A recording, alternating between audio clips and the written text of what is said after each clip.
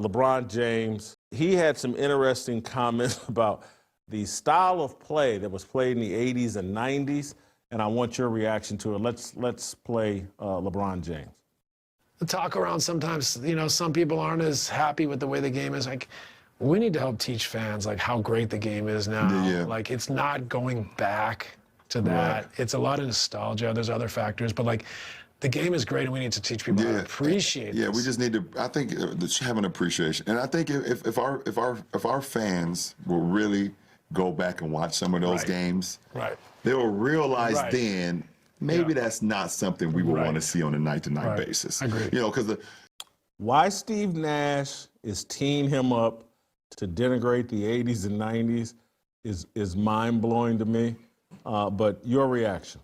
Yeah, Jason, you kind of just trickled into my take on that whole thing, and it is shame on you, Steve Nash. I mean, I would expect this kind of tone-deaf narcissism coming from LeBron James, whining about how his product and the players, namely himself, don't get enough respect today.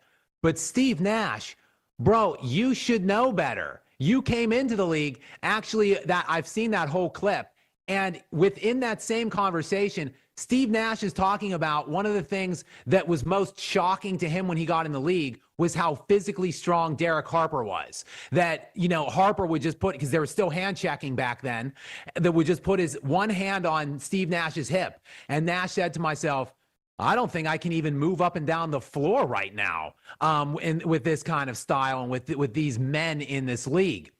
So instead of Nash talking up his era and really talking up his own level of ability and play, he's a two-time league MVP, playing in that more difficult era. Instead, Jason, he's bending the knee and genuflecting, kissing the ring of the fake fraud king, LeBron James. To what end? I don't know what it is, Jason. But we've seen that to LeBron's people, his sycophantic little buddies, that they do get taken care of. Look no further than the previous host of that little Mind the Game, or whatever the hell his stupid podcast is called. I think it's Mind the Game. His last co-host, JJ Redick, well, he became the head coach of the Los Angeles Lakers with no head coaching experience at any level, not even high school. And he just became the head coach this year of the most storied franchise in NBA history, arguably along with the Boston Celtics, of course. So maybe Steve Nash realizes, hey, look, I flamed out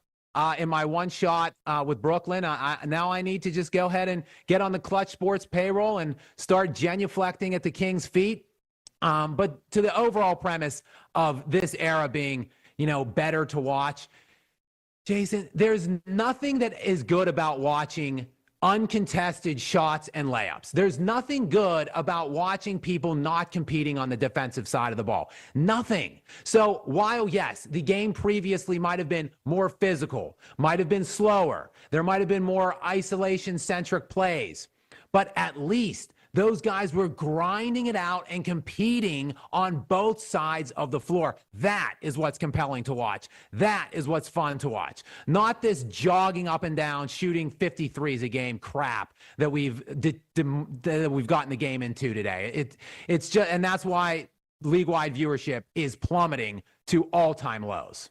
Scap, I'm going to let you go, but I want to put on your mind, does the playoff start this weekend? The regular season's on Sunday. The play-in is next week, and the playoffs begin the following weekend. So when the playoffs start, or maybe it'll be during this downtime of play-in, playoffs, but I want to bring you on the show 2 or 3 consecutive days, because I have this massive idea about how to fix the NBA. And I need someone to unpack it with. I sat around and thought, I was like, should I reach out to Bill Simmons? And he got some more corporate money, and it's probably illegal for Bill Simmons to talk to me. But I thought about, like, this idea is so massive and so doable. And I think anybody that hears it, and it'll take some time to unpack. You know what you know what might be best, Scap, and I know you're married. What's the chances of you coming up to Nashville for 2 or 3 days? We'll fly you, put you up in a hotel, and we do it in studio.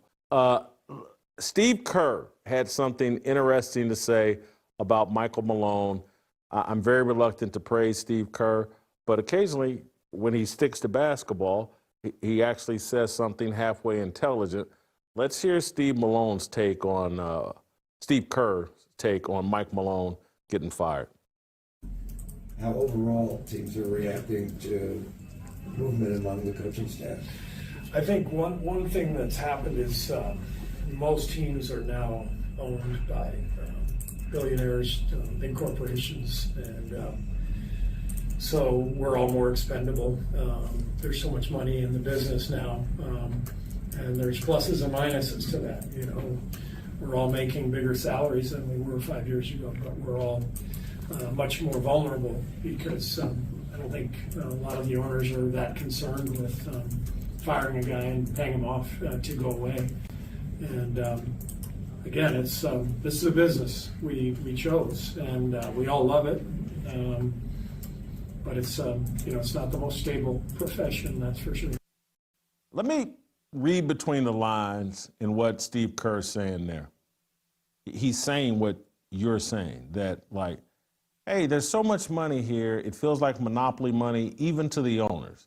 And I'm filling in a lot of the blanks, things that he cannot say, but it's just like, hey man, the transfer of wealth that's gone on since COVID and has gone on in the stock market, it's like, man, we took guys that used to be worth $1 billion and now they're worth $9 billion. And if you were worth $9 billion, now you're worth 18 or $20 billion. And now their kids, he's taking a direct shot at Josh Kroenke, that didn't even have anything to do with earning this money. They're actually these multi-billionaires. It feels like monopoly money to them. It feels like a PlayStation. It feels like NBA 2K or whatever the popular NBA game is on PlayStation or whatever. It feels like that. And these moves of like, hey, I got to pay Michael Malone $30 million that's left on his contract, or $40 million.